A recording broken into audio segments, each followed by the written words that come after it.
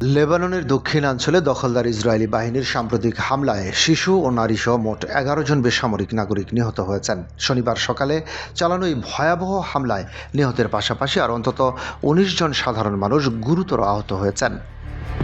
লেবাননের স্বাস্থ্য মন্ত্রণালয় আনুষ্ঠানিকভাবে এই হামলায় হতাহতের পরিসংখ্যান প্রকাশ করে গভীর উদ্বেগ প্রকাশ করেছে। ইসরায়েলি প্রতিরক্ষা বাহিনী দাবি করেছে যে তারা সশস্ত্র গোষ্ঠী হিজবুল্লাহর সামরিক অবকাঠামো লক্ষ্য করে এই হামলা চালিয়েছে। তাদের দাবি অনুযায়ী আলী আল তাহার এলাকায় আগে হিজবুল্লাহর আক্রমণের জবাবে তারা এই পাল্টা সামরিক পদক্ষেপ গ্রহণ করেছে।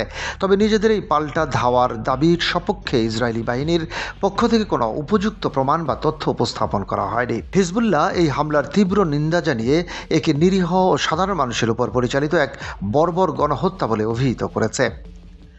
এক বিবৃতিতে সংগঠনটি জানায় যে এই ঘৃণ্য অপরাধ ইসরায়েলের দীর্ঘদিনের নির্মমতা ও বর্বরতার ইতিহাসে নতুন একটি অধ্যায় যুক্ত করল।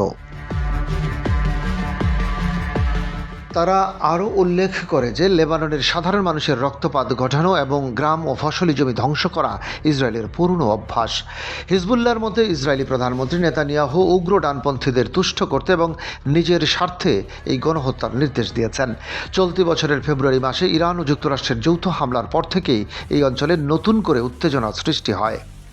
ইরানের সমর্থনে হিজবুল্লাহ ইসরায়েলে আক্রমণ চালানোর পর থেকে দুই পক্ষের মধ্যে টানা সশস্ত্র সংঘাত ও যুদ্ধ গড়িয়ে চলেছে।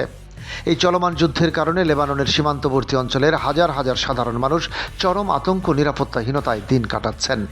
আন্তর্জাতিক বিশ্লেষকদের মতে দুই দেশের এই রক্তক্ষয়ী সংঘাত মধ্যপ্রাচ্যের সার্বিক নিরাপত্তা পরিস্থিতিকে আরও জটিল করে তুলছে। ইসরায়েলি আগ্রাসনের ফলে প্রতিনিয়ত লেবাননের আবাসিক এলাকা ও সাধারণ মানুষের ঘরবাড়ি বোমার আঘাতে ধূলিসাৎ হয়ে যাচ্ছে। পরপর সামরিক আক্রমণের ঘটনায় অঞ্চলটিতে নতুন করে বড় ধরনের মানবিক বিপর্যয় ঘটার আশঙ্কা দেখা দিয়েছে। সর্বশেষ এই প্রাণহানির ঘটনা লেবানন ও ইসরায়েলের মধ্যকার চলমান যুদ্ধ পরিস্থিতিকে আরও বেশি উত্তপ্ত করে তুলেছে। ডেস্ক রিপোর্ট, বাংলাবাজার পত্রিকা।